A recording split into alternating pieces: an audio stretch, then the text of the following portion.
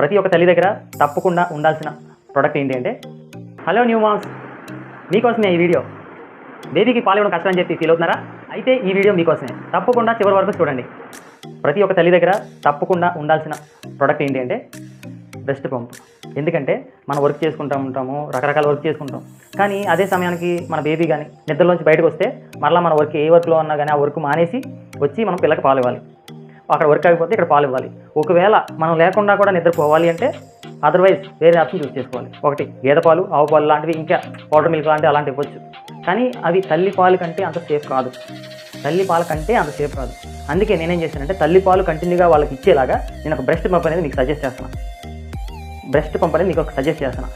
నాకు తెలుసు నా భార్యకి ఎలా యూజ్ అవుతుందో నాకు తెలుసు, నా బిడ్డ ఎలా ఉంటుందో నాకు తెలుసు.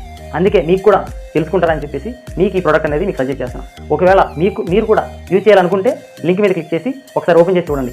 మీకు నచ్చితే బై చేయండి, నచ్చితే లైక్ చేయండి, సబ్స్క్రైబ్ చేయండి. Thank you.